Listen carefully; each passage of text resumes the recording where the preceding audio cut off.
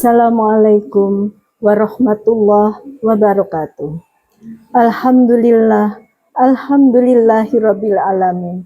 Segala puji bagi Allah Subhanahu wa taala yang masih mempertemukan kita dengan bulan suci Ramadan. Salawat serta salam semoga tercurah kepada junjungan kita Nabi Muhammad SAW, keluarga, sahabat, dan kita semua sebagai umatnya.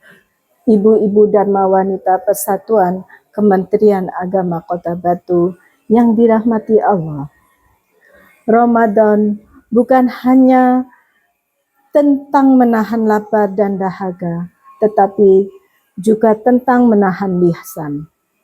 Salah satu penyakit lisan yang sering dianggap ringan namun berdosa besar adalah ghibah dan fitnah.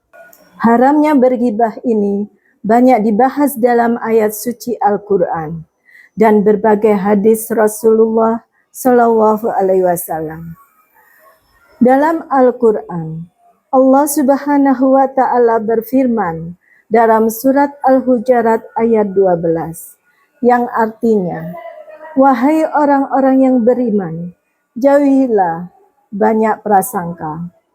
Sesungguhnya sebagian prasangka itu dosa. Janganlah mencari-cari kesalahan orang lain, dan janganlah ada di antara kamu yang menggunjing sebagian yang lain. Apakah ada di antara kamu yang suka memakan daging saudaranya yang sudah mati? Tentu kamu merasa jijik. Bertakwalah kepada Allah. Sesungguhnya Allah Maha Penerima Tobat lagi Maha Penyayang. Dalam sebuah hadis yang diriwayatkan oleh Imam Muslim, Rasulullah Shallallahu Alaihi Wasallam pernah bersabda yang artinya, tahukah kalian apa itu ghibah? Para sahabat menjawab, Allah dan Rasulnya yang lebih mengetahui. Rasulullah Shallallahu Alaihi Wasallam kemudian bersabda, engkau membicarakan saudaramu tentang sesuatu yang dia tidak suka. Para sahabat bertanya, bagaimana jika apa yang kami katakan itu benar tentang dirinya? Rasulullah Shallallahu Alaihi Wasallam menjawab, jika apa yang kamu katakan benar tentang dirinya, berarti kamu telah melakukan ghibah. Dan jika tidak benar, maka itu adalah fitnah. Berikut beberapa bahaya ghibah. Pertama, merusak kehormatan dan martabat orang lain. Ghibah mengakibatkan rusaknya kehormatan orang yang digunjingkan. Seringkali apa yang dibicarakan dalam ghibah adalah aib atau kesalahan seseorang.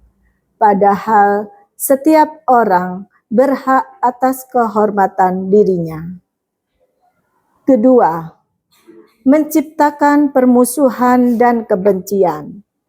Ghibah dapat menimbulkan rasa permusuhan.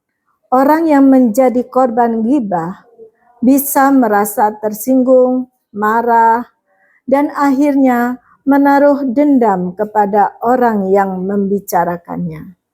Ketiga, merusak amal ibadah.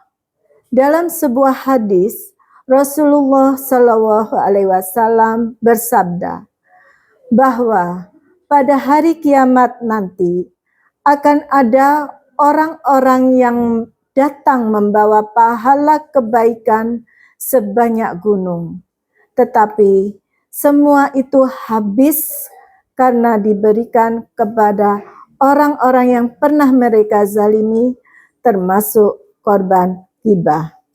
Keempat, mengundang azab Allah Subhanahu wa Ta'ala.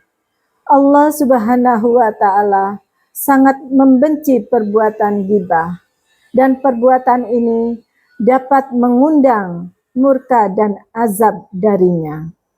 Oleh karena itu, menjaga lisan dan membicarakan keburukan orang lain adalah bentuk ketakwaan kita kepada Allah Subhanahu wa Ta'ala.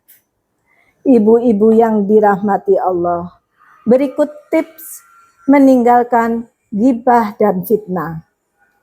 1. Saring sebelum sharing. Artinya, pastikan bahwa berita itu benar, bermanfaat, dan perlu. Kedua, alihkan pembicaraan jika obrolan mulai mengarah pada aib orang lain. 3. Perbanyak zikir. Lisan yang sibuk berzikir akan malu untuk bergunjing. 4. Ingat aib diri sendiri. Kita pun penuh dengan kekurangan. 5. Bangun budaya tabayun, klarifikasi, dan husnudon.